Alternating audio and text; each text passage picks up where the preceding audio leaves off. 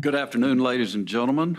It's nice to have you all out at the Media Center, and I want to especially welcome Justin Thomas back to Augusta National, where he will be competing in his sixth Masters tournament. Justin, welcome, and thank you for coming out and being with us today for this interview. Really appreciate it. I have to start by congratulating you on the Players' Championship victory. It was dramatic. It was exciting. Yeah.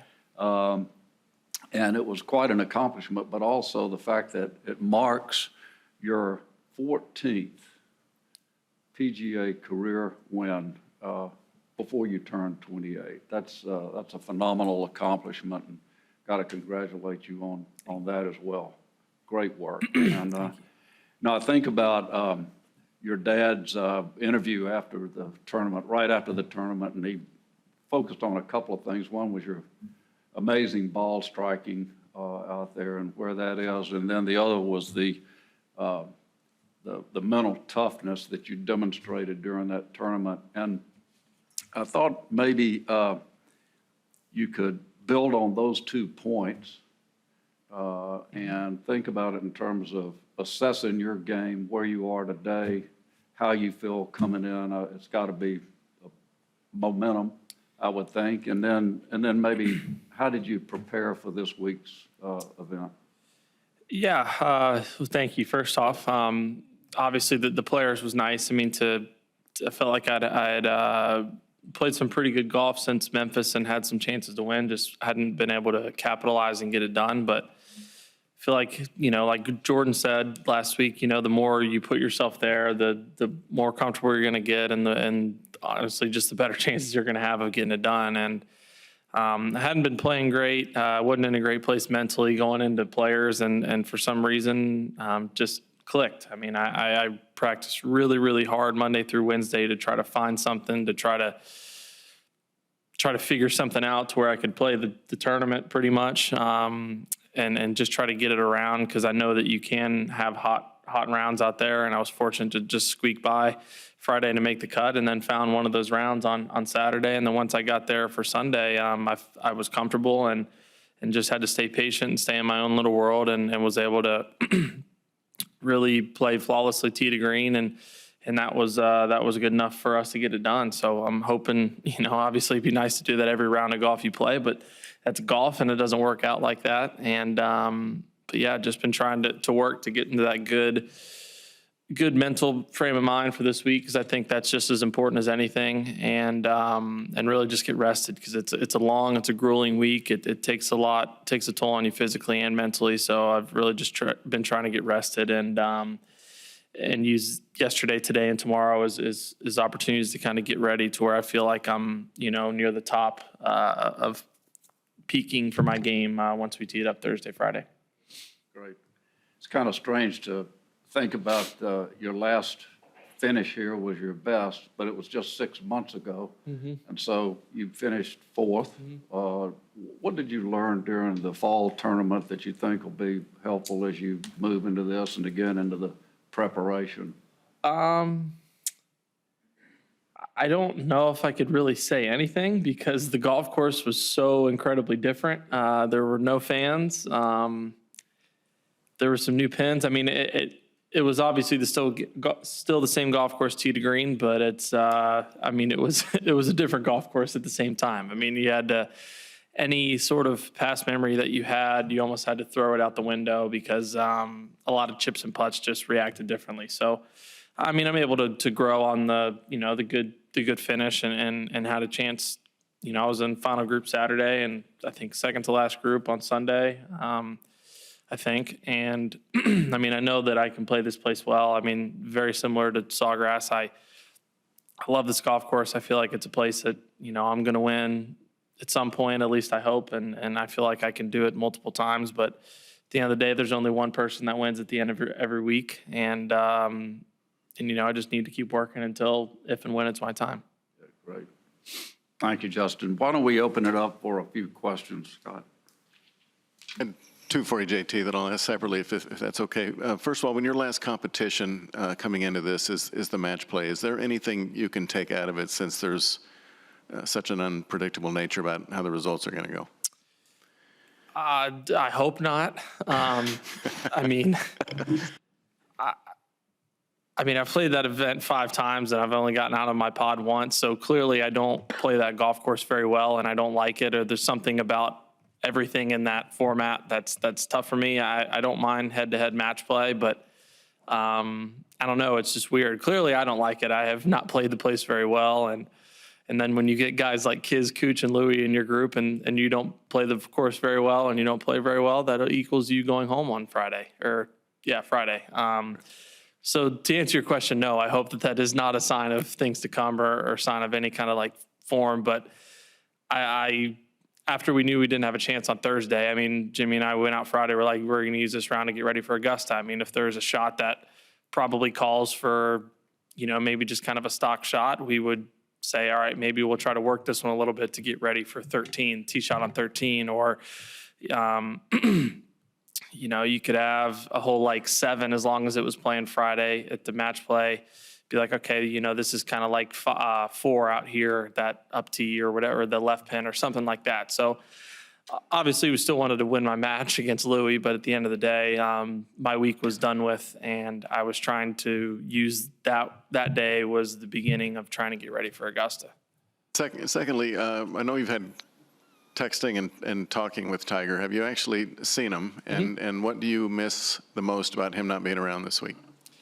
Playing the practice rounds with him for sure. I went over and saw him a couple times last week, and I've tried to just go over a couple times during the week whenever I'm home and see him. And yeah, he texted Freddie and I this morning saying I think it's kind of starting to set in. He's bummed he's not here playing practice rounds with us, and we hate it too. I mean, I'm very, very lucky that I somehow got thrown into that practice round group with Tiger and Freddie the last 4 years or whatever it is, and especially around this place. I mean, I just follow them around like puppy dogs. I mean, wherever they go, that's where I go after it. And if they hit chips from somewhere, I go hit chips from there. And it's no coincidence they've been so successful here.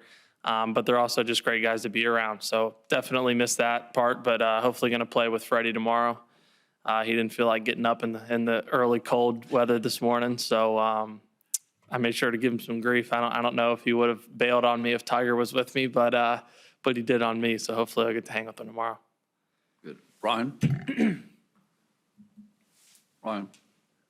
Patrick talked yesterday about learning that you didn't have to be too artistic here. You get here, you think the mystique of Augusta, artistic, and just playing a stock shot. Is that a realization that maybe you went through also with improving each year, that you don't necessarily need to be super artistic, you can just kind of play your game here? A little bit. I probably hit more of a variety of shots than some others. I mean, I like to work the ball. I like to,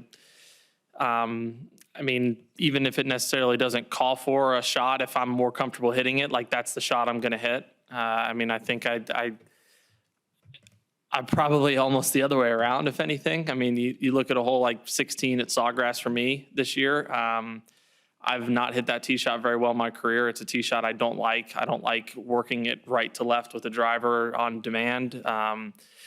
And the wind's usually off the left. And if it's not helping, I can't cover the trees. And I don't like hitting 3-wood. So it's just something that I don't like. And I just finally said to Jimmy, on Saturday, I'm like, dude, what if I just kind of hit that? I call it like the 10 at Augusta, because I hit driver on 10 here and I hit a similar shot to that. I'm like, what if I just kind of hit something like that? And he's like, if you're comfortable doing it, then do it. So I understand what he's saying. And there's, I think for me, it's the way I would word that is that I'm not trying to overplay the golf course. I'm not trying to overthink it. It's not like I have to use this slope or I have to play this hole a certain way. At the end of the day, it's still golf. You have to shoot the best score, and everybody's going to get it done a different way. But there's some guys that they like number 2 tee shot out here, and I don't. So if I can't cover that bunker, I need to lay it up short of it, and I need to hit it around the green. I need to try to make 4. So there's just, it's going to be different for every player. I totally understand what he's saying, and I definitely can agree with that to an extent. Just as majors as a whole, I found myself doing that, trying to overplan, be over conservative, not make mistakes, as opposed to dude, you have a 9-iron in your hand, you need to try to make birdie type thing. So I guess somewhere in the middle is kind of what have learned over the years. Christine? Thanks, Justin. After your unfortunate homophobic comment was caught on that open mic, you said you've learned a lot about yourself and about that topic. What specifically have you learned, and what does the game of golf need to learn about diversity and inclusion? Thank you.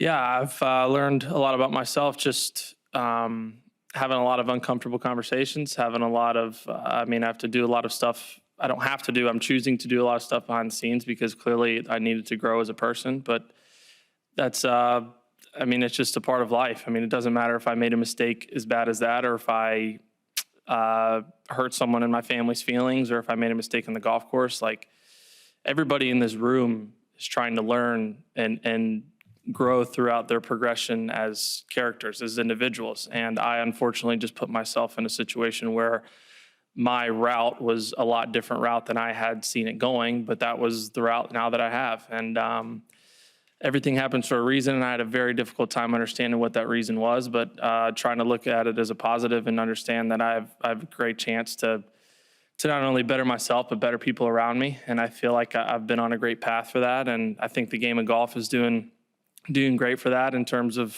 it's in a great place. I can't imagine a time where golf has really been doing better, especially would prefer if a pandemic didn't have to happen for it to get to the peak of where it's at. But I think it's been great for everyone to understand how great the game of golf is and how welcoming it is to, all people, all races. And I think it's just a great opportunity for the game to grow. And I think for the game of golf to grow, and I think it has done that, and I think it will continue to do so. Mark? Hey, JT. Just going back to Tiger for a second, without giving anything, certainly too personal, I'm just curious, how would you characterize, his spirits, his mood, and whatnot, when you've had a chance to see him? I would say, the thing for him is he's unfortunately been through rehab processes before. So, anytime that any of my friends go through something, I did the same with Brooks, recently. I remember same thing with him before. It's just like, you want to check on them. You want to see how they're doing. And it's like, I remember, when I was out, a month and a half for my wrist, like, I just felt so down because I'd never been out because of an injury. And I remember the people that reached out to me and checked on me, see how I was doing. I didn't need a call every single day, but just, hey, how's it going? Want to see how you're feeling. And like, it just, it meant a lot because it's easy to get down on yourself when you're out for a little bit. So it's just what I want to do for him, is just be like, dude, like, I'll do anything you want. If you need me to help out with your kids, I can do that. If you want me to bring you, if you're craving McDonald's and you want me to bring it over, like, dude, I don't care. I'm here for you. I'll help out however I can. And, but he's been good. It's been good to just go hang out with them. And we're fortunate with the basketball just to kind of hang out and watch sports like we would any normal time. And, so yeah, it's been good to see him and hang out with him. Follow. Have you heard any, guys chattering? Is there any chatter on the range about him? How's he doing? That kind of thing. Are guys talking about, because obviously he's such a big presence here. Yeah. And to not be here is not. You mean weird. here in particular, or Yeah, just this in week. general? Yeah. I haven't heard much this week. I definitely tried to, especially the first week or two, I tried to just close my ears because it's just astonishing the things that people say when they hear one thing, then they start saying this happened and, oh my gosh, did you hear this? And I'm just like, it's not true. First off, if it is true, wait to either hear it from him or wait to hear it from someone on his team. Like, don't just hear it because you heard, like, this is a serious situation. And even if it isn't serious, it's not fair. God forbid something terrible came out about the accident, say that were with his kids, like his kids aren't out there, but then the word starts spreading, then that gets back to Elin. Then Elin's like, what's going on? When if the person just would have waited and heard it from the source itself, then you actually figure out that it's not true. And that's kind of what I found out at the beginning is kind of hearing what was going on and then hearing what was being spread of what was going on. It just was hard because, everyone cares and everyone wants to know, but at the same time, you need to be respectful and understand that, you don't need to be throwing around false claims or anything like that. Just, it'll come out when it comes out kind of thing. Gary? Justin, if you look at the tournaments you've won, the major, the Players, World Golf Championship, FedEx Cup playoffs, do you consciously take note of those kind of fields, the select nature of them, and raise your game at all? It seems like you have a tuning fork that goes off when the field is elite, an invitational, a major, things like that. Is that something you are aware of when you start playing that week? And, does it make you better? I don't know. I wish I could say that I just flip the switch when it's a major or a WGC or whatever it is and I play better, because I think I would permanently leave that switch on. But it's, I think a lot of it for me just goes into the preparation and the mental side of it. I mean, I feel like I do everything I possibly can before and during every tournament, whether it be a regular PGA Tour event or a major or a WGC or a playoff event, whatever it might be. But it's just different. And I hate to say it because you should treat every tournament the same, but it's different. And just the little things like, maybe going to hit a couple or I'm hitting a couple extra balls at home just to get comfortable with that tee shot moving this way, or hitting a couple extra 8-irons for the shot into 16 this week, or whatever it might be. Just making sure that I'm not uncomfortable when I get on the golf course in any of those scenarios. And I do the same thing in other events, but at the end of the day, if I'm not in the right place mentally, like I'm not in a good frame of mind, then it doesn't, it's going to be hard for me or anybody, I would think, to play and perform well. So I think I really, really make sure to be rested and be in a good frame of mind, and at least as much as I can control it. That way, if I don't have my best stuff, I feel like I can get it around, because that's been some of my best and probably some of my golf I'm most proud of is when I've been able to get it around without my best stuff and then end up kind of finding myself in contention and winning golf tournaments, as opposed to just, playing lights out kind of thing. James? So you mentioned after the Players that you had played some of the best golf of your life on the weekend. I'm wondering what was different about that round? I wish I could tell you something specific. I mean, I hit it better. Why I hit it better, I was swinging it better. Why I was swinging it better, I don't know. It's just there's so many movements and so many little things that go on in a golf swing that there's just a lot of very minuscule things that can get off without you even knowing. And this is a tough game, so stuff happens. And I don't know. I like I said, I wish I could tell you, but I kind of found a groove and just felt like I was kind of getting a little bit better and better each day. And I was getting close, but it wasn't exactly where I wanted. And then all of a sudden, it just kind of clicked, and I started really, really driving it well. And then once I was driving it well, it kind of freed up the rest of my game, and I was putting it well. I wish it was always that easy, but as we all know in here, it's not. Just a quick second one. I'm wondering, your first time at Augusta National, who were you thinking about as you were walking around the course? Who was I thinking about? Yes. I don't know. I was probably so nervous and in awe. I remember it was myself, Jeff Knox, Lee Knox, and Bobby Wyatt. So Mr. Knox Lee, who was my college teammate of mine at Alabama, his dad, Jeff, who's been the marker here for a long time, Lee would always bring a group or two each year. He'd bring whatever, one in the fall or one in the winter or one in the spring. And Bobby and I are fortunate to be that group in February of my freshman year. So I guess it would have been 2012. I think so. And so we came out, and I mean, it was like a perfect day. It was chilly in the morning and nice in the day. And I mean, Bobby and I were just grinning ear to ear all day. And we were so nervous on the first tee shot of just a regular round of golf.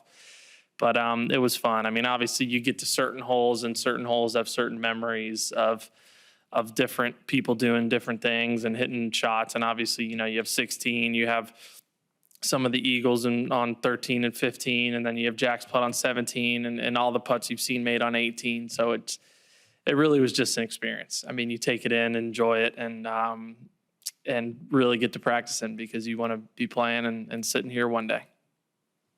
Michael? Justin, you keep talking about the mental place here, being the right mental place. As much as you want to win here, I just wonder, has that desire and the anticipation, has that gotten in the way at all, maybe your first few times around, and how did you get past that if it did? Yeah, I definitely think it has. I think it's hurt me in other majors, not just here. But it's the want to win so bad. It's the like, I feel like this place is so good for me. It's just like, it's trying to control things that I can't control. It's kind of when I understand that, like, dude, okay, I get it. You like this place, kind of tell myself all these things. You feel like you're playing good, whatever. But at the end of the day, like once I tee it up on Thursday, it's game time, and anything you have thought, will think, like it's out the window. You can only control where you are at that moment and hit that next shot exactly where you want to hit it. And if it isn't, you go and you hit that one from where it is next. And it's I think only until you get maybe late Saturday and on Sundays when you should and can start changing your game plan or changing your mentality on the course if you need or have to make something happen. But it's still golf. It's a major. It's the Masters. Everybody wants to win it, but it's still golf. I mean, I'm doing the same preparation that I do in other majors and for this event. It's for some reason everybody wants to win it a little bit more, and I definitely got sucked into that. But hopefully at the almost age of 28 now, I've matured a little bit and understand that if and when it's my time, it'll happen. Hiromi? You just mentioned that last year there was no fans and it kind of felt like a different golf course. This year, finally, fans are back, and having fans cheering you on while you play, does it give you extra motivation, or how does it help? It helps a lot. It creates a buzz. It creates a little bit of excitement in the air. I think just the atmosphere. I think the players was awesome. It was the first time I've kind of felt those nerves and like that adrenaline again in a while. And I mean, it's hard to win, but then when you throw that all in there, it's just different. I mean, it's exciting. It's fun. I mean, anybody would be glad to win any tournament, any year, fans or no fans. But when you're able to hit those shots and make those putts and do it in front of however many thousands of fans, like it's just even sweeter. I know that it's kind of weird to say or hard to explain, but just having to control your emotions and having to understand what you do in your golf game when you get in those scenarios, it just adds another element to it. And but knowing, especially here, you can hear the roars all throughout the course and on that back nine on the really all week, but especially Saturday and Sunday. It's just one of those things that adds to the legacy of the Masters. We'll take a couple of more questions. Tara? Since so many fringe benefits to winning the Masters, one of them is the Champions Dinner. And, you mentioned those practice rounds through the years with Tiger and Fred. And I was just curious, like, does it come up? Do they needle you about not having an invite? Have you thought about what it would be like to be at it? What do you do during that time? Have you imagined your menu? I mean, what is that like? It's a good question. I'm trying to think of a nice way to describe them that I can say on the microphone here. As needling as they can be toward me, they've been nice enough to not bring that up. I think they know that I know, and that hurts me enough that they don't need to continuously remind me. I would say subconsciously they kind of, if in our practice rounds on Tuesdays, it's like, when are you going tonight or whatever? And I'm just like, whatever. Like I'm done. I get it. You guys are going to a Champions Dinner and I'm eating in my house. But no, they've been very nice to me and haven't needled me about that. But it's, I was fortunate enough to do a Champions Dinner for the PGA, and it is a really, really cool experience. It's something that you're a part of forever. Feels like a kind of a fraternity, and yeah, it's definitely a fraternity I would love to join. And in terms of a meal, I mean, I don't think you don't care. I mean, you could serve water and I'd be pleased with it as long as I'm there, because that means that I won the Masters. William, did you want the final question? Justin, the 5-wood draw on 18th at Sawgrass, that shot shape could come in handy here. I mean, does that is that useful at all to having pulled that off, coming here? It is. That 5-wood I can work right to left pretty good. I think with the amount of loft that it has, I can't curve a 3-wood that much and keep it in the air. I can hit it, I can hook it, but it doesn't carry very far. So I know if I need to get some extra yardage out of it, or if, say a hole there's not too much use for it out here, because, a hole like 13, it doesn't get around the bend, or like 10, it doesn't get far enough down the hill. But I would say that shot that I've found and started to use with my driver a little bit is going to be very helpful. It's one that I've always hit on 10 here, but it's a good chance I'm probably going to hit it on 13 as well. It's a hole I haven't played very well in my career here, for being one of the easiest holes in the course. And we think that that's a shot that could really help me. So I think it's very situational. I mean, I've hit that kind of rope hook 5-wood on my second shot on 2.